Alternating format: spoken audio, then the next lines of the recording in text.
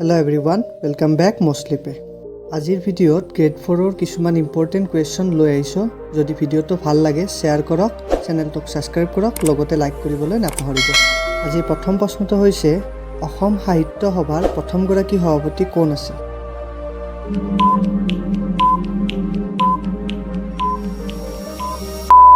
শুদ্ধ উত্তৰটো হৈছে অপশ্যন বি পদ্মনাথ গোহাঁই সিং বৰুৱা।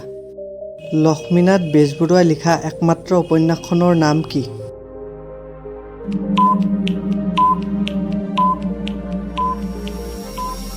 শুদ্ধ উত্তৰটো হৈছে অপশ্যন এ পদুম কুঁৱৰী। প্ৰতিমাৰ খনিকৰ বুলি কাক কোৱা হয়?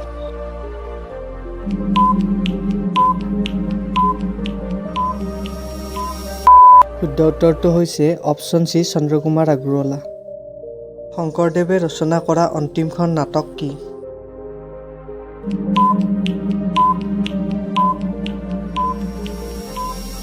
শুদ্ধ উত্তৰটো হৈছে অপশ্যন চি ৰাম বিজয়।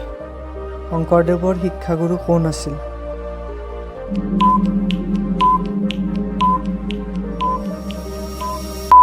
শুদ্ধ উত্তৰটো হৈছে অপশ্যন এ মহেন্দ্ৰ কন্দলী।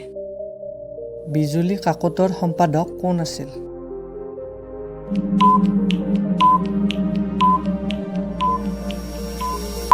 শুদ্ধ উত্তৰটো হৈছে অপশ্যন চি পদ্মনাথ গোহাঁই সিং বৰুৱা।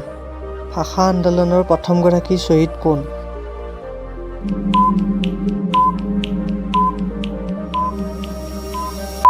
শুদ্ধ উত্তৰটো হৈছে অপশ্যন ডি ৰঞ্জিত বৰপূজাৰী। চন্দ্ৰকুমাৰ আগৰৱালাৰ প্ৰথম কবিতা পুথিখনৰ নাম কি?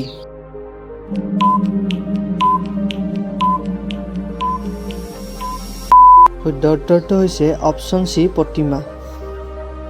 কোনগৰাকী কবিক অসমীয়া সাহিত্যত শেৱালিৰ কবি বুলি জনা যায়?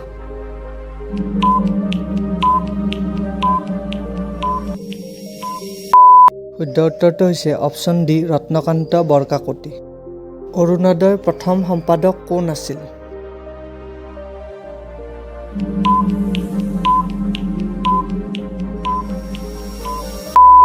শুদ্ধ উত্তৰটো হৈছে অপশ্যন চি নাথন ব্ৰাউন।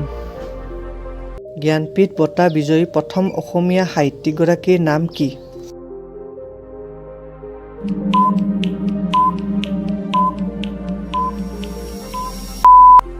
শুদ্ধ উত্তৰটো হৈছে অপশ্যন চি বীৰেন্দ্ৰ কুমাৰ ভট্টাচাৰ্য।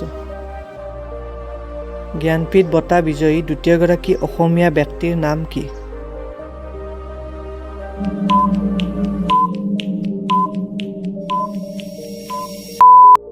শুদ্ধ উত্তৰটো হৈছে অপশ্যন বি মামণি ৰয়ছম গোস্বামী।